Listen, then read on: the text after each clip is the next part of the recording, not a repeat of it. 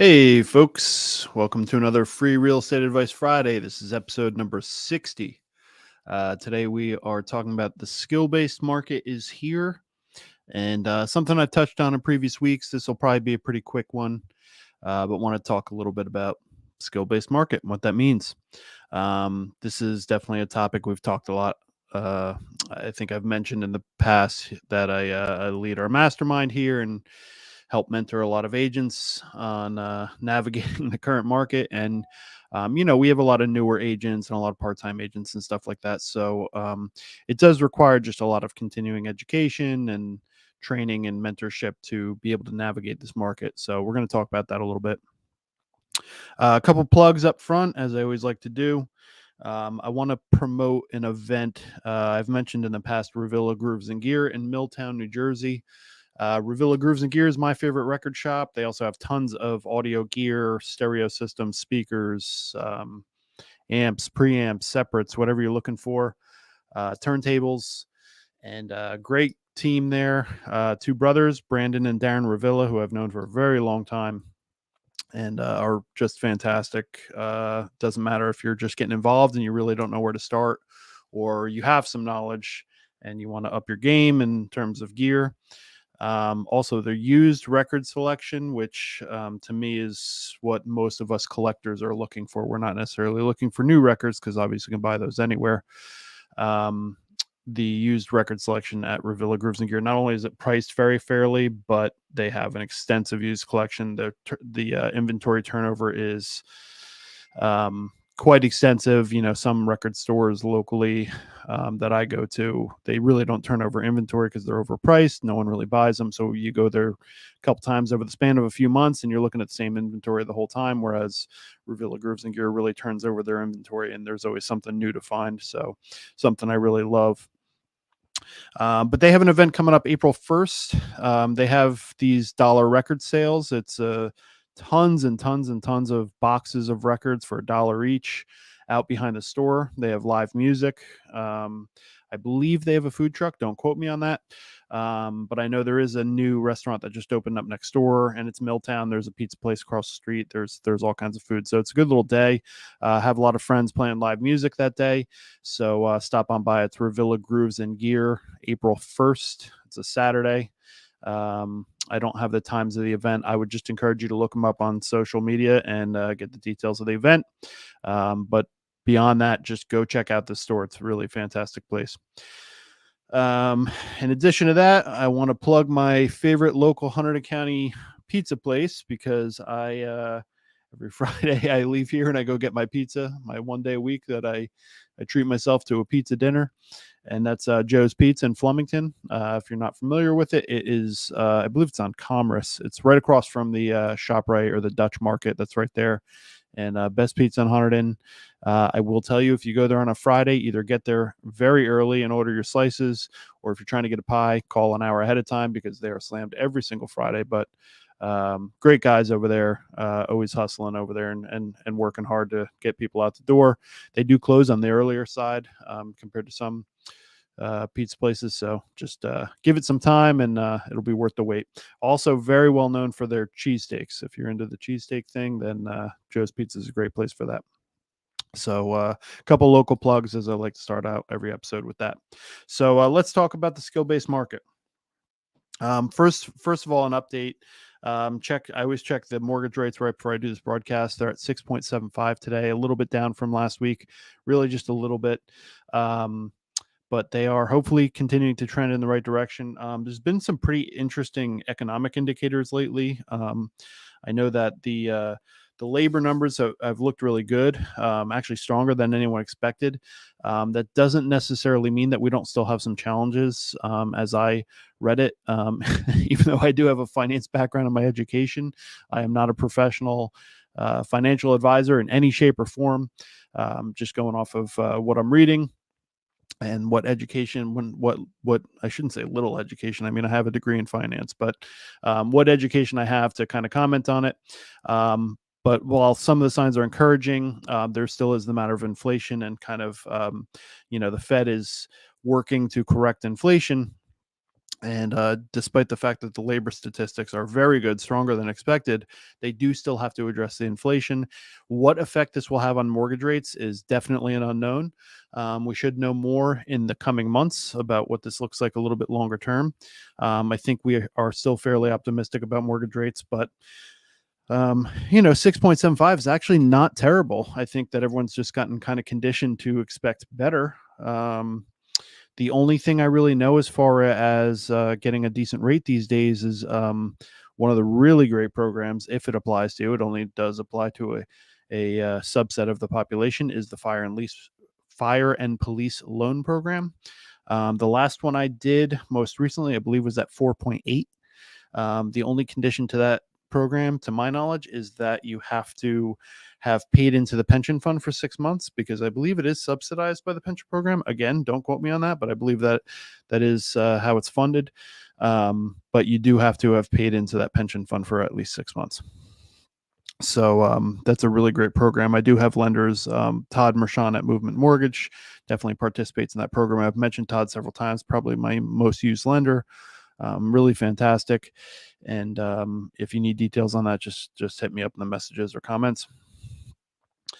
And so yeah, 6.75%. I mean, I think what we're seeing a little bit in the market is people are just kind of normalizing these interest rates, which is obviously, I'm a little biased. I really am not biased. I really, I can, commiserate with any sort of person that has to lock in at 6.75. Obviously, I've been in my house for, I think, 8 years now, and didn't have to deal with that myself. And I've had the opportunity to refinance.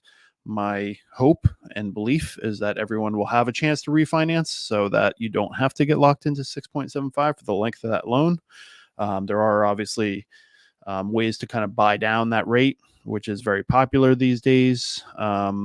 With the exception of the super low rates, I mean, most people do buy down rates anyway. And your lender should really be working with you to determine, like, the best way to do that. As I've mentioned before, again, not a finance professional, but as I've mentioned before, if you don't know what buying down a rate is in short, and a completely layman's way of explaining what that is basically paying a little money up front to buy down your interest rate. You pay a little bit money up front, so you're not paying that money in the form of interest over the length of the loan. So you put a little more money up front, you buy down that rate a little bit, and you save on interest long term, obviously. So, when rates were 3%, people really didn't have to do that. When rates are 6.75%, might be a good idea. But again, there's a lot of conversation to be had there. That conversation should be had with your financial professional, and they will take a case by case basis. And that's so important because everyone's financial picture looks very different, as well as balancing against making your offer strong. So, have those conversations with a good lender. A good lender will be very strategic with you in coming up with the best strategy as far as that goes. So, skill-based market. Um, this is a conversation that we're having a lot with agents these days, is that, when it falls on the real estate professionals right now, the current market with the way it is in terms of both selling and buying, is that the dependence on the skill of the professionals involved is increasing quite a bit. So, particularly on in terms of managing the entire process. Um, selling a home, you might think, the most common thing that we hear is like, look, I know how good the market is for sellers right now. Doesn't matter who I use or how much they assist me, the house is going to sell. That is definitely not true. There are specific reasons and specific flaws in the listing process that can happen that would really kind of prevent the sellers from having as much success as they could if they were with the right person. I mean, it could be simple. One of the most simple ways to describe this is, let's say you do list a home, and you know, up front, first of all, the marketing package, how that house is marketed. Yes, it's probably going to sell quickly, based on the fact that it doesn't have any major flaws in the home itself, and there aren't any terms that are built into it using bad advice, like sell it as is when you really shouldn't. things like that. Again, case by case basis, definitely requires a professional to kind of analyze what that best strategy is. But assuming that that part is done correctly, you're using professional photography, using drone, hopefully using video, and then also, getting it out there. However, your realtor has a way of doing that. Myself, I use a lot of paid ads. I've mentioned this many times. That's kind of, the hook that I use is we do a lot with custom paid advertising on all of our listings. But the situation is, if your house, the last one I just sold, if the house is only going to be on the market for 10 days, you got to make sure that everyone who possibly would want that house sees it in that 10 days. So every realtor that lists a home on the MLS, multiple listing service, that's like the bare minimum. And as part of that process, it gets syndicated out to Zillow and Realtor and everything else. And most people are going to see it that way. But you want to find those people that maybe won't see it that way. I mean, I'm here to tell you as a buyer's agent that not everyone uses those apps. So, I do have a subset of my clients that rely on me to get them listings, as well as just whatever they come across, which is where the paid advertising comes into play. So the paid advertising could be via Facebook, Google, Instagram, whatever it may be. That's where they might see the house that they might not normally see, because they're not the savvy Zillow user that honestly most people are. But we don't want most people to see it. We want all the people to see it. So that's where the paid ads kind of come into play. So for that 10 days, you're going to be on market. We want to make sure we maximize exposure. The last one we had a lot of success with this. What we do is we do a paid advertising campaign that highlights our open house that's coming up. We want to drive all the traffic to that open house in that first day of showings. The way I typically list homes is that the first day of showings is the open house. That is the first opportunity to see the house. In this case, we have a situation where there were kids and a dog in the mix, in terms of if they had to do a showing, they had to get everyone out of the house, including the, large dog, and then allow the showing. And based on my clients' work schedules and everything else, we really had kind of a limited window on how to do that. So we wanted to really consolidate the showings to about 3 days, which is what we did. So when I say it was on the market for 10 days, 7 of those days it wasn't available for showings. 3 of the days it was.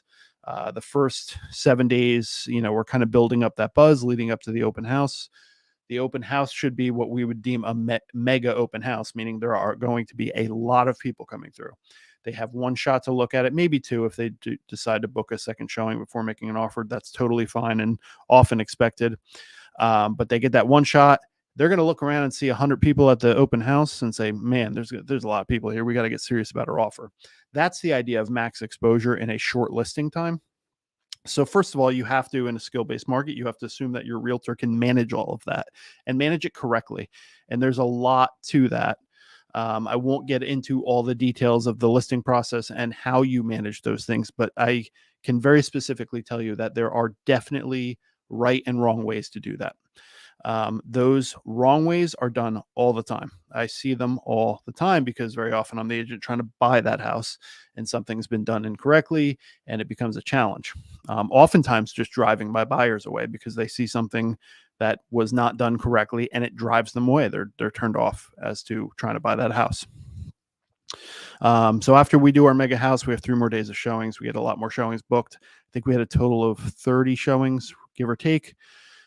We were actually using overlapping showings, which I don't typically do, but in this case where we had to consolidate everything, I was allowing overlapping showings. So we at all times had kind of 2 people booked, 2 groups booked to go look at the house. But the important next step here in terms of where your skills come in, of the skills of the listing agent in this case, is okay. So we got 11 offers on this listing, is vetting the offers. That process right there requires a lot of experience, a lot of analysis, a lot of that continuing education that we talk about. And I'm not talking about technical continuing education. Obviously, in this industry, we require, by law, continued education, which is literally like classes we have to take to maintain our license. Not necessarily what I mean. It's the in-between stuff. Like a lot of that stuff doesn't necessarily pertain to how to do our job. It pertains more to the rules of doing our job. That's fine. And I, can appreciate that that's a requirement. I do think that, agents have to be held accountable, and that's kind of the accountability piece of it. What I'm talking about when I talk about continuing education is just agents continuing to educate themselves on what's going on out there. So, we have things like masterminds, which is what I host here in the office, but there's online masterminds. There's, larger group masterminds, like our ownership group that owns our brokerage, as well as several other brokerages in the area, is hosting a mastermind where we're taking a lot of the top agents from all of the surrounding offices. I mean, a span from Jersey City to deep into Pennsylvania, taking all those agents and getting them together to kind of talk about the market.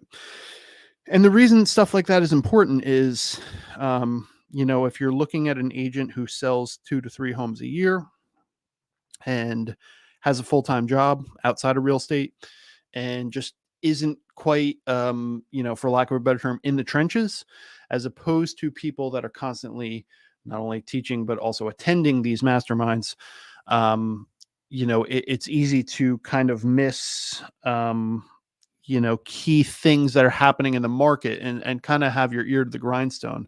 If you have an agent that is doing all those things, then you have that advantage of kind of being on the cutting edge and being with someone who is, very in tune with trends and things to be cautious of and things that are definitely working and whatnot.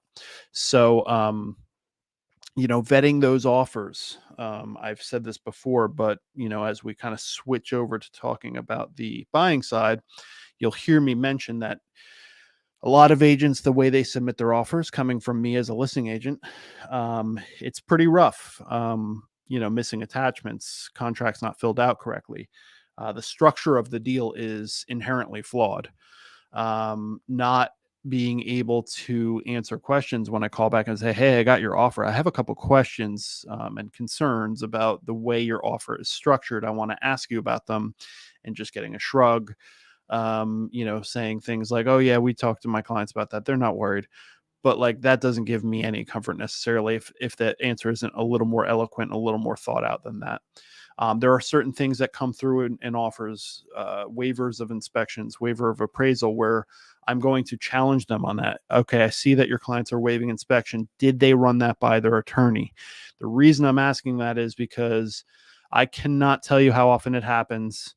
It happens almost every time, is that when someone waives an inspection, but they're still going to do an inspection. So in other words, they're waiving the contingency, but they're still going to do the inspection.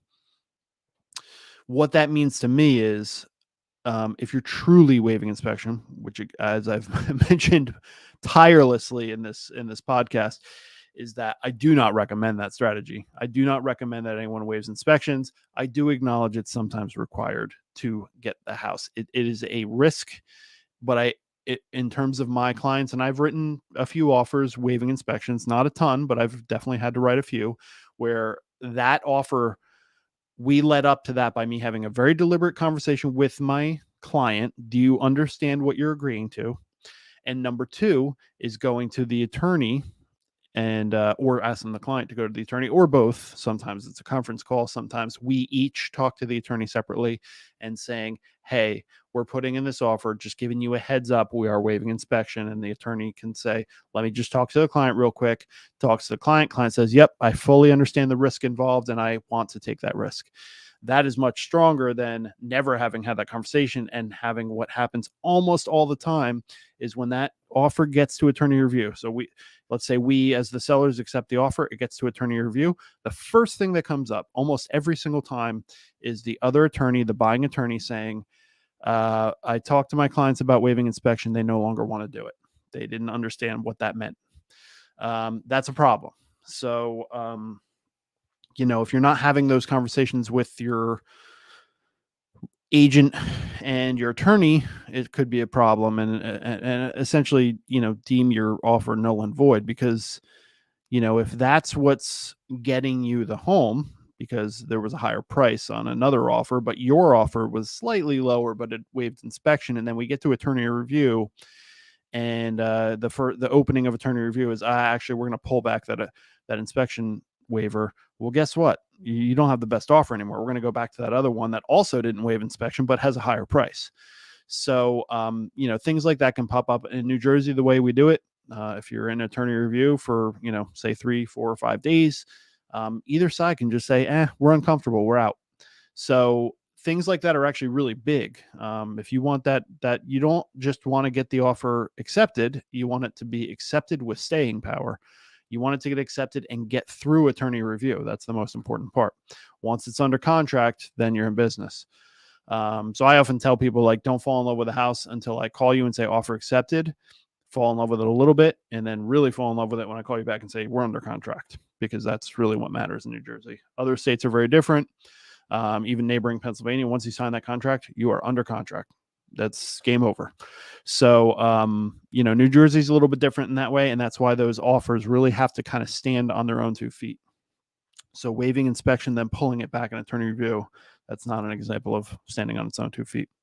So, I can't tell you, especially in this market over the past 3 years, really, the amount of offers that are we always, so if you're buying a house nowadays, you're going to be very familiar with the term highest and best.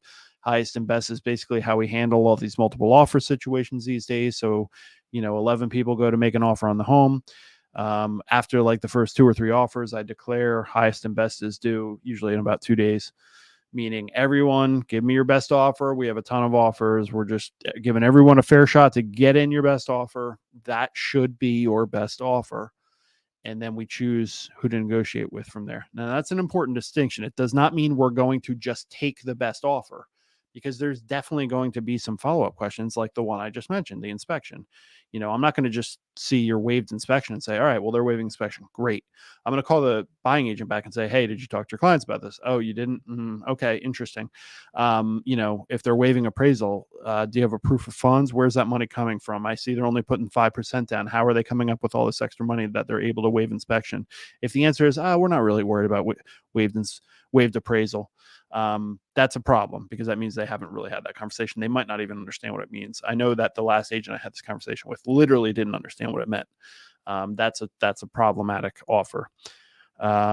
If the agent could eloquently answer that question, again, skills-based market, if they can eloquently address that rebuttal from the listing agent, then there's a much better chance that offer is going to get accepted.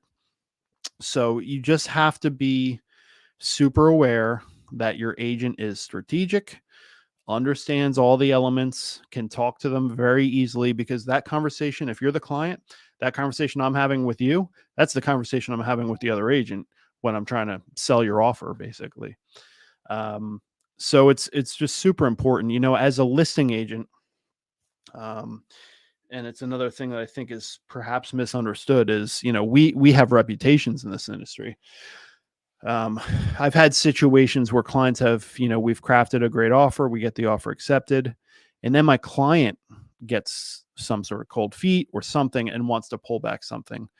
And, things like that, we avoid that as much as possible. But obviously, people change their minds or whatever. That's fine. But, I always wanted to be sure that it's not because of something I forgot to discuss with them, because I have a reputation. And, especially here in Hunterdon County where it's less populated, any offer that I put in, there's a good chance that I've worked with that agent before. I want my offer coming in to be good news for that agent. Oh, good, Craig's putting in an offer. That's a relief, because again, like I said, I took 11 offers on this last listing. I didn't particularly know any of these agents, and it was quite a spectrum of like skill level. They might have a great offer, but I don't have a whole lot of confidence in it because of who's presenting it to me. Because again, that conversation I'm having with that agent, and I'm like, oh boy, this agent, just unfortunately just doesn't really understand a lot of the stuff that we're talking about. That's probably the level of conversation they had with their clients, which means they didn't really explain it well to their clients. And if it wasn't explained well to the clients, what is my expectation that it's actually going to hold up when it gets to the attorneys? That's super important. So, When someone signs on with me to either list a home or buy a home, there is an expectation that my professional reputation is pristine, that is going to be a trait in working with me, that if I go to another local agent, that they're happy to work with me, not that they're disappointed to work with me, because agents there are agents with bad reputations, and that's problematic. It's not going to help your offer. Agents, to be very clear, as me as a listing agent, I don't select the winning offer, but what I do is I advise my clients on the offers. And one of the variables there is, could be very well be my working knowledge of the realtor that presented the offer. Hey, I've worked with this agent before. I've seen him pull the rug out from under clients. I've had bad experiences, whatever the case may be. And accordingly, if it's a good agent that's put in an offer, hey, I've worked with this agent many times, super smooth, stays on top of things, informs the clients well, coaches the clients well, which is very important. I actually write that in my offer, that my clients will be coached on all the big talking points, because that's important. There has to be, an expectation that I'm going to handle my side of the transaction, and, kind of talk through things that are very obvious, and not put that on the sellers to have to deal with that. So, experience level is definitely something. Not talking about years, I'm talking about transactions. If someone could, well, this is very common in our industry, is someone could be in the industry for 7 years, but they've only sold 7 homes, one a year. That very common in our industry. If they've not sold as many in this market, or they haven't bought as many in this market, it can be concerning, because this market is very different. And if you're not out there every day, it's kind of hard to keep up with like what's going on out there in the market. So experience is important. Definitely, keep that in mind when you're selecting an agent. Hold your agent accountable. If you're not getting communication from them, if you feel like you're missing out, or you don't know what's going on, or you haven't been educated on something, hold that agent accountable and say, hey, we haven't talked about this, but I have some concerns about the process, or I don't know the process. Can you tell me about the process? And they should be able to handle all that. If not, I recommend going with a different agent. I've talked ad nauseum in past weeks about strategy. um, you know, a big part of what makes an agent unique, and each agent has their own thing, is their particular strategy on listing a home and on buying a home.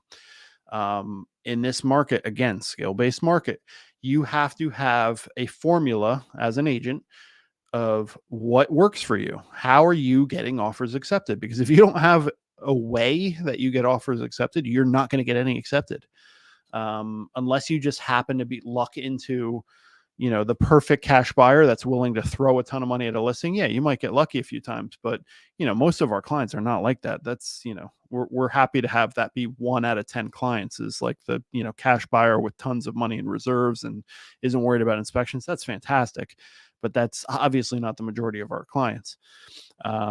So being strategic is important. I might have a client that's using a VA loan. I might have a client that has to use an FHA loan. I need to be able to get them a home. If I don't have a strategy to get that done, it's kind of a non-starter. Accordingly, on the listing side, sure, we might often get the most beautiful house in the most beautiful neighborhood in the most beautiful town of Hunterdon County, and that's gonna there's we're thrilled to sell it because it looks great on our portfolio. And who doesn't love marketing an absolutely beautiful home that's definitely going to sell at top dollar? But that's not the majority of our business. I think we would all like to say it is, but if you handed any agent a tweener house that needs a little repair and is maybe not in the premier neighborhood, we're going to take the listing. So like, what's my strategy with that type of listing where it's not optimal? How are we going to get that one over the finish line and get the best results for those clients? So strategy is super important. So again, skills based. What is that agent's strategy? And what are they doing to build out that strategy? A lot of what I've done over the past 4 years I've been in the business, but particularly over the past 6 months when things really slowed down, is kind of revisiting all the things that I do and building out my systems that go on after we get offers accepted. making sure that my process is better, making sure the client experience is better, sure things are tracked better, building out my listing presentations, making things better. If you've followed me for those 4 years, you'll notice that over the past, say, 2 years, I've built out the video portion of my business quite a bit. Obviously, the one that I'm talking on right now, but the actual listing videos that I present, using drone, using talking over the videos, tours, stuff like that, and that's what we use for our paid ads as well. That stuff's all been built out because, listen, I'm trying to put a better product in front of people to build my business. If you have an agent who really hasn't gone through all that, the expectation should probably be lowered because obviously, if you have someone that's not putting in all that time, it's inevitable that the results are going to be different. So, that strategy is so important. And then, kind of last but not least is the market specific flexibility. So we may have a way that we do things, but we have to acknowledge the market factors. So we may have a way that we list homes, but in this market, we have to understand that, let's say it is, just a home that's pretty standard and there's no major issues. We know it's going to be on the market for a shorter amount of time. So what adjustments are we making, knowing it's only going to be on the market for a short amount of time, to still make sure that we're doing everything we can to get every dollar into that final sales price? You have to be pretty flexible there.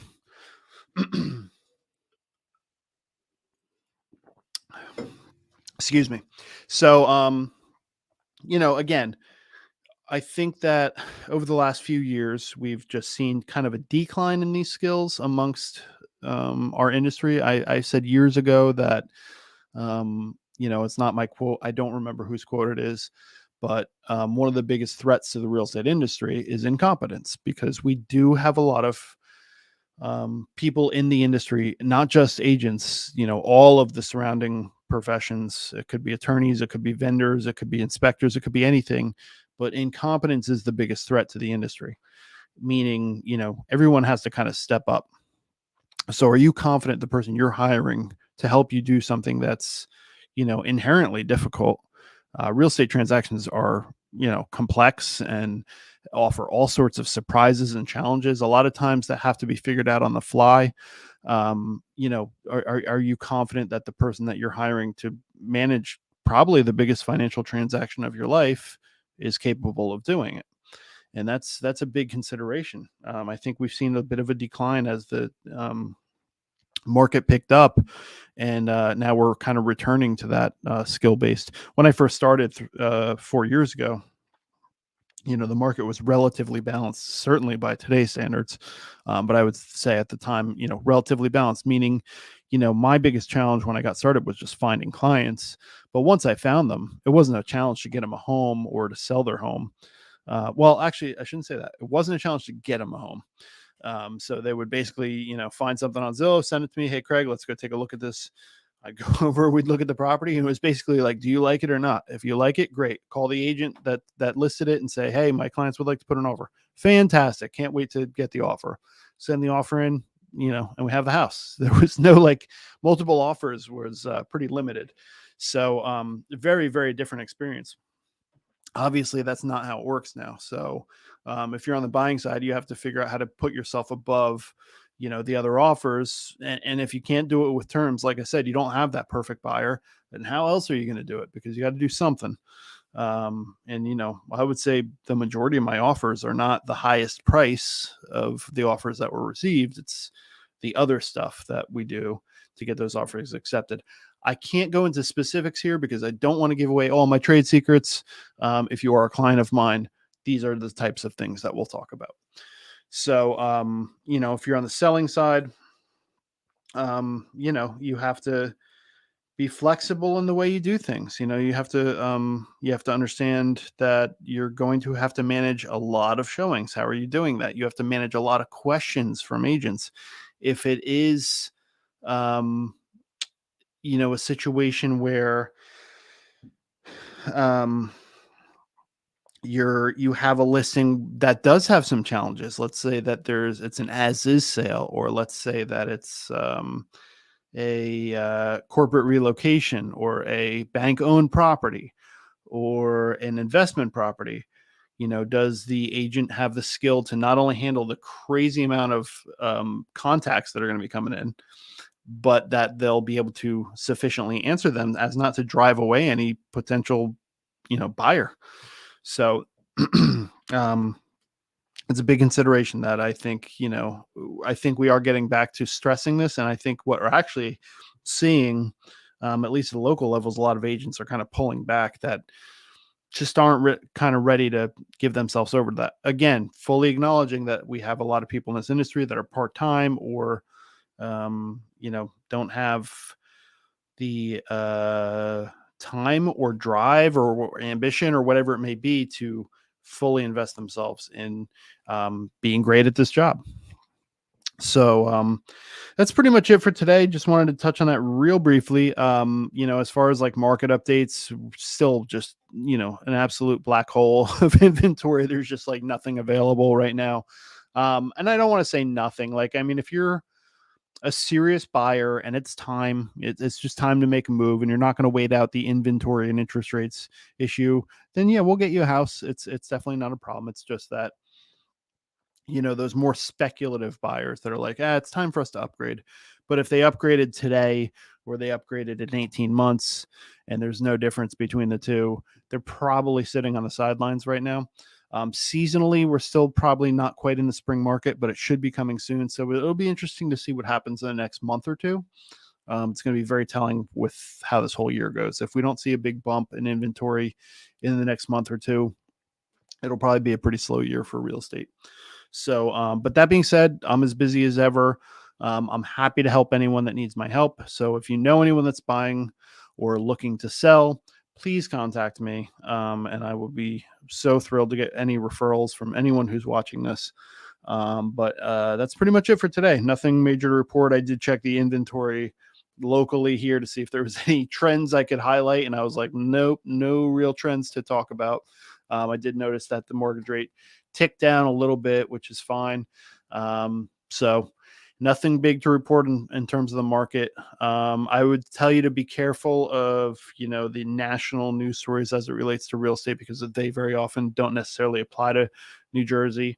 And like I said, if you're trying to get something done right now, you can get it done. It's not, I don't want to make it sound like it's an extreme where like I'm telling you like, hey, don't try and get involved right now.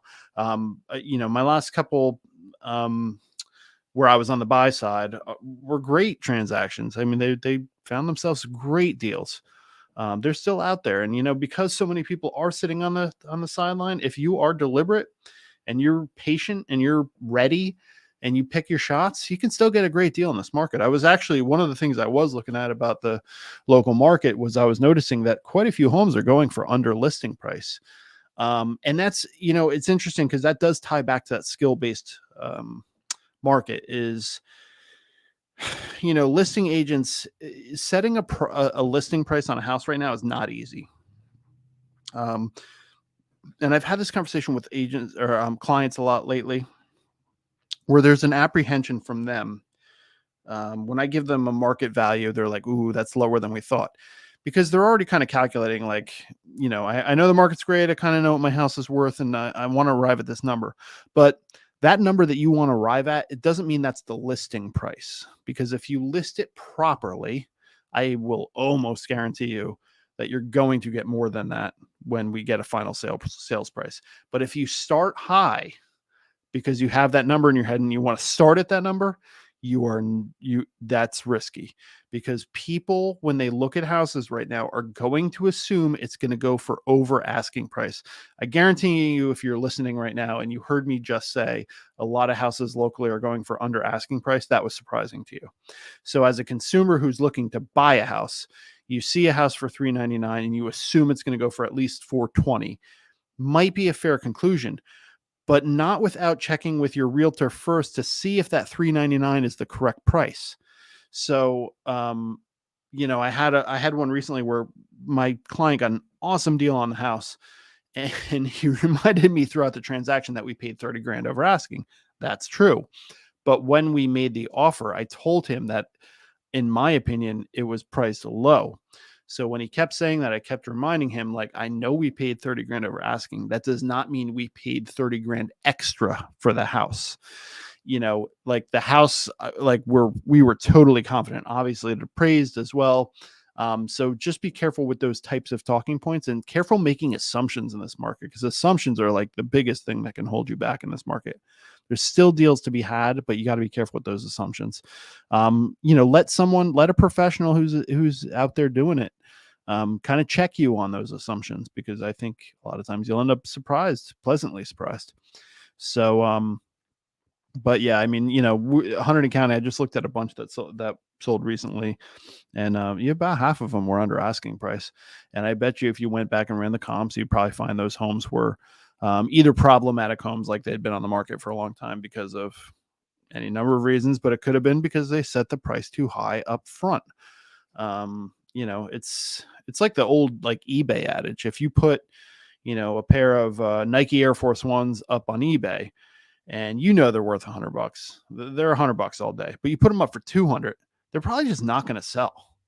If you put them up for 80, you're probably going to get like 120, 130. If you put them up for 100, then you'll probably get somewhere near 100, maybe a little more. But people are putting up, they have a $500,000 house, they want to get 575 because they heard the market's crazy. There's nothing to support that. So they put it up for 575 and it's crickets. And then 4 months down the road, after they've paid 4 more months in holding costs, taxes and mortgage and everything else, they come back down to earth on the sale price. And then, the problem is at that point is a lot of people are calling the listing agent. If it was me, they would be calling me and saying, hey, this has been on the market for 4 months. Like, what's the problem over there? It's not a good impression for the house. That's not a good way to get listing price. Because people are going to start making assumptions. So, for all these reasons, again, skill base, setting that market price correctly, and even on the buying side is checking the market price and making sure it's good. I think a lot of agents just don't even bother with that. They see it for $399. They tell their clients, look, we got to be like 10% over asking. We're not going to have a shot at it. That's not like a rule of thumb. That's not necessarily true. And being able to get that answer is definitely on the realtor to take their best educated guess at it. And you would hope that they have the skills to do that. So, and that's how you end up getting good deals. So, all these things are definitely considerations these days. And try and hire a good realtor. If it's not me, then I'm happy to refer you to one. Or, just for the sake of this podcast and the intent of this podcast, just take these points and go find your own realtor. Just make sure that you're confident in their skill level. So I think that's pretty much it for this week. I am going to shove off and end my work week, and hope you're all doing well. And if you have any needs whatsoever in the real estate realm, you can hit the number down here. Text or phone calls, perfectly fine. You can message me, you can email me, you can hit me up on any of the platforms this airs to. All right. Hope you're all doing well, and I will talk to you soon. Take care.